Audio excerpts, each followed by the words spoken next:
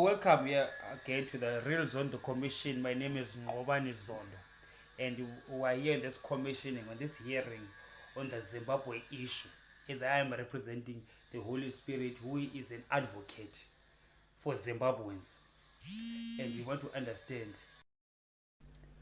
So, what I first I want to group the Zimbabweans into three groups of people. I'm going to talk about the ruling elite, okay, the opposing elite, and then the majority of the people, citizens of Zimbabwe.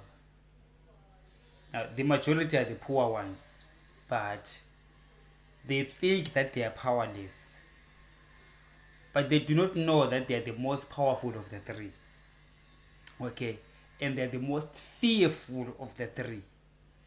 They make the other two very scared of them. The opposing elite fears the majority of the Zimbabwean population so much that they have to prove how opposing they are of the ruling elite. You know, they feel like if you're not opposing the ruling elite enough, you are going to be accused of being a project of the ruling elite. Therefore, if the majority of the people accuse you of being a project of the ruling elite, it stains you and makes you part of the problem of Zimbabwe. Now, in this video, I'm going to prove to you that all of these three people are actually the what can I say? I don't want to say they are the problem, but they are the problem. But a better way to put it is that no, there is no better way. The phrase can come to my mind. All of these three groups are to blame for the problems in Zimbabwe, and they are to blame equally. And none of them is better than the other, even though some may think they're better than the other. Usually the third one, which is the majority of the Zimbabweans, they believe that they are better than the ruling elite. They believe that the ruling elite is corrupt and it is stealing from them as the poor majority. And therefore, they want to support the ruling opposition, which in their minds, and they are wrong also, in their minds they think the the opposing elite, they believe the opposing elite is not corrupt and therefore is poised to take Zimbabwe to a higher level on the basis that they've removed that ruling elite. What they fail to realize is that the ruling elite and the opposing elite are two coins of the same thing. They are both elite and they are both ruling in a way, because the theater is being played on the majority that we are the ruling. The other one say we are opposing the ruling on your behalf. But both of these groups are financially happy. Do you realize that? Do you realize that the ruling elite and the opposing elite are financially incentivized to keep the Zimbabwean problem carry on and on, because they don't suffer from it. Financially they don't suffer, but spiritually they do. They are very scared and they've got no peace, both of them, especially the ruling elite. And the fact that they do not have peace, it comes from the fact that this third group, which is the majority of the Zimbabweans, is like a vicious dog to them. So what we need is freedom. See, Jesus told me that go to Zimbabwe and declare freedom and say that the country is free. And then I thought that, oh, so you're gonna remove the government. He says, no.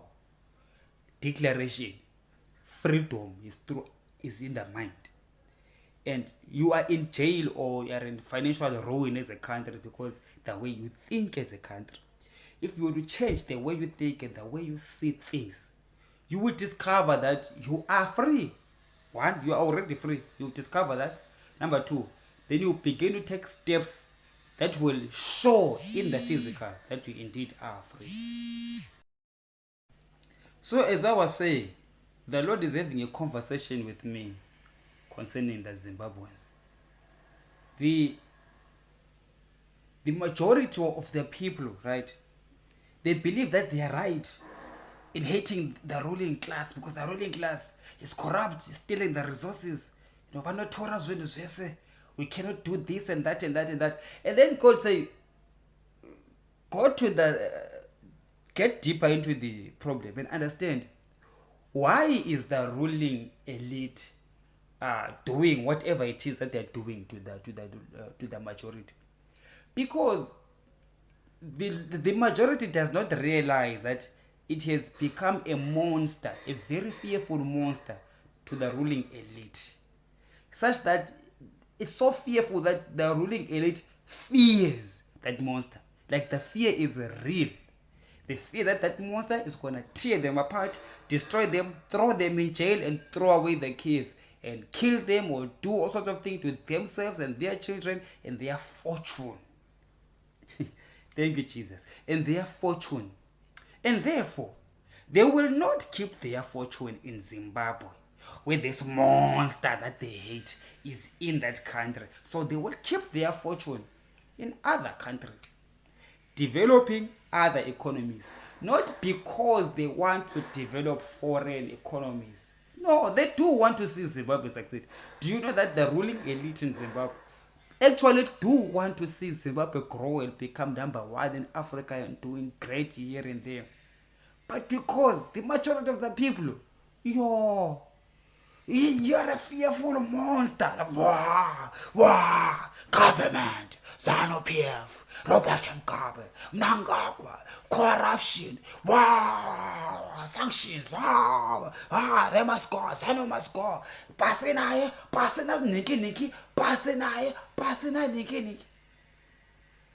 God is showing me, how can you build a country whilst we are saying pasine who belong to that country? How can we say passing a moon in his own country? I mean, what do you want them to go? You see, it goes both ways, you know. Whether you're the ruling elite or the opposing elite, you can't be saying passing a one. Passing for what? What do you want them to go? This is their country. If indeed it is their country, then they should succeed in their own country and feel secure in their own country. So in Zimbabwe, the security is missing because everybody is making everybody insecure. You know what we have in Zimbabwe is it's similar to a situation whereby two countries at war. Two countries that are nuclear war against each other. You know, you destroy my city, I destroy yours. Destroy my second city, I destroy yours. At the end of the day, there's a mutual obliteration of any kind of peace or livelihood. So the ruling elite will not have an enjoyable livelihood. They will have all the money, all the power, but no peace. And the ruled majority, they do have all the power to be vicious and say whatever they want, but they will never see success or progress because their progress is in the hand of the ruling elite.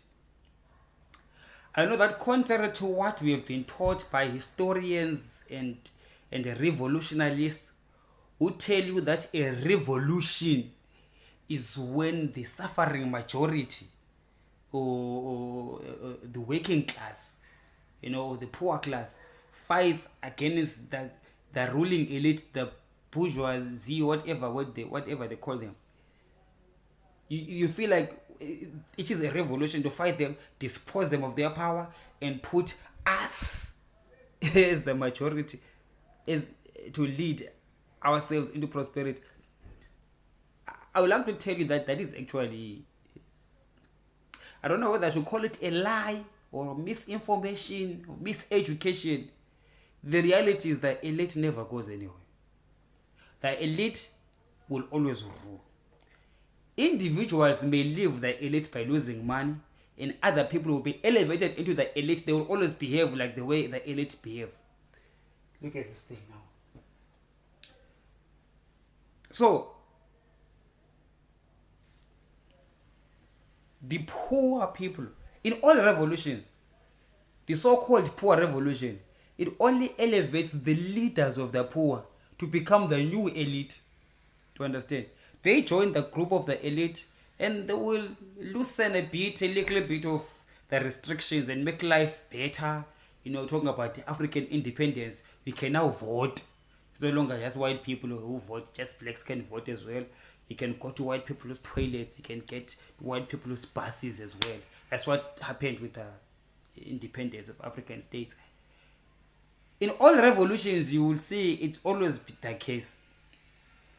So I want the Zimbabweans, the majority of Zimbabweans, to understand politics very well and be very smart about it and not be fools.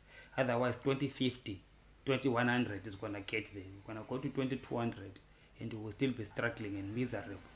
Still calling for sanctions to be dropped, others calling for more sanctions, others calling for free and fair elections until Jesus Christ comes.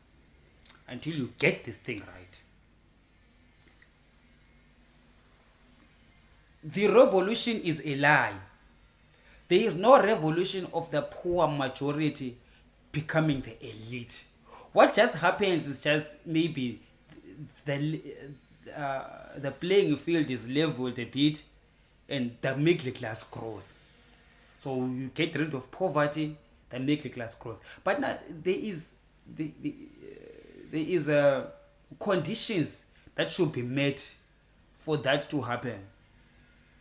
What are the conditions that should be met in Zimbabwe for that to happen? For economic growth to begin to start in Zimbabwe. You need the vicious dog, which is the majority, to cool down, to relax, and be the friendly dog, to this guy who's outside the gate or who is inside or outside, whichever way. To be friendly to the ruling elite, so that the ruling elite is not afraid of the vicious dog, which is the majority. When the ruling elite is no longer afraid of the vicious dog, they will begin to feel safe and they will create an environment that will help the majority to live well, to join the middle class and get rid of the red tape and all sorts of other hard laws. Because those hard laws are there because the ruling elite fears the majority. Those laws are not there, those hard laws, they're not there because the ruling elite hates the majority. It's because they are afraid. So they find that those laws protect them personally. And they feel like they can't live without those laws. Without those laws, they will be ravaged by the population. So this population is what it is, or this mindset is kept like that by the other elite, the opposing elite. So the opposing elite, it is in their interest to create this vicious dog, which is the poor majority, to be against the ruling elite. And they'll become the mouthpiece of this vicious dog. And as long as they are that, their social status is elevated by the vicious dog, because the dog feels like this is our friend, this is our master, so he speaks for us. And the elite will be able to entrap the opposers into the fold of elitism. They begin to give them money, whichever way, whether through becoming lawyers of the elite, or driving cars, or transporting goods in the elite's farms, something like that, or anything of that nature. Then they become captured by the elite, and they begin to realize that, it's nice to be here. It's nice to be in opposition forever. After all, I will never really get this power, and I can't get this power unless they give it to me. But if I stay here in this Goldilocks position of being the opposing elite, I'll keep that dog angry, and I'll keep these ones fearing the dog. I'll be in the middle and I'll be enjoying. Nobody attacks me. The dog doesn't attack me because it sees me as a friend. This one doesn't attack me because they fear me through the vicious dog, which is the majority, and they see that there's a need for me to be there to keep on giving these ones a false hope that things are going to happen. But I know that I can't do them. I know that I can do nothing, even if the majority votes for me or supports me. I don't have the power anyway. The power in any political country or nation is in the military. We cannot run away from that unless if the military agrees to give the power to the opposition, and then they will have free and fair elections, and then the opposition will take power. But now the problem is that opposition cannot take power when they have got these vicious dogs that wants them to destroy the so-called ruling elite. The ruling elite will never give you that power. Why? Why must they do that? No, they have to protect themselves. Why? Unless that dog is tamed. But who's going to tame the dog? Because they are also in this Goldilocks positions. They are enjoying being the opposing elite. So you make money from being an opposing elite. You make friends. You get a cult-like status. You become deputy Jesus. Do you understand what I'm talking about? It's very nice. And you know that you'll never take the power. You always be tweeting stuff like year after year after year after year after year, and making and eating. They are hungry. You don't care. It's a Goldilocks position. It's a win. It's a win for you, win for the ruling elite, and lose for the majority. That's what it appears. You understand? But we need to level up as a country. To understand? I will call upon I don't think that they will do it, the opposing elite, to change their stance. But it's difficult because they are happy with they are. They make money. They're not going to change because of the YouTube channel. Now, that's why I was saying in other video that God is bringing other people that are outside Zimbabwe, outside the thinking of the ruling elite. Both the ruling and the opposing, to me, they are both ruling. Some people who would think from outside that system, those are the ones that are going to change Zimbabwe. Zimbabwe is only going to be changed by people within that framework of the ruling elite, the opposing elite, and the vicious dog, which is the majority man. It will be some people that are outside the mindset of those three groups. Those that are going to come now and say, you know what, this is our problem. All of these three groups are wrong. All of them. And in order for them to build a successful Zimbabwe, they need to find a place of reconciliation. You understand? Reconciliation how? Is the vicious dog to understand that its problems can be solved once the ruling elite can see how they can benefit from freeing them, so to speak. Because indeed also the ruling elite have put the dog in chains.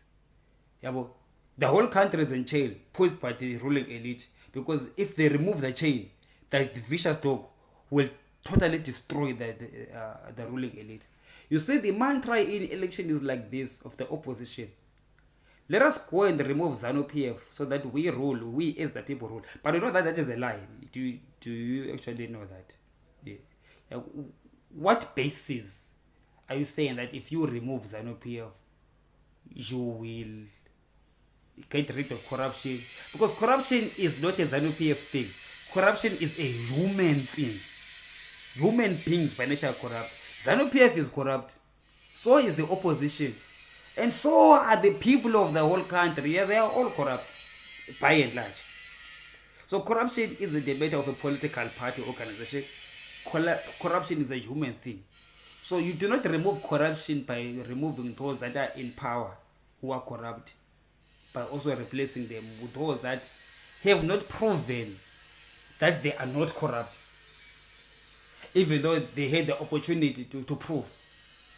But of course, when we are all drank this Kool-Aid and we are drunk in hatred, which were being fed all the time by the ruling elite, both the one in power and the ones that are opposing, feeding us with this hatred, because polarization makes money for the politician and not for the majority.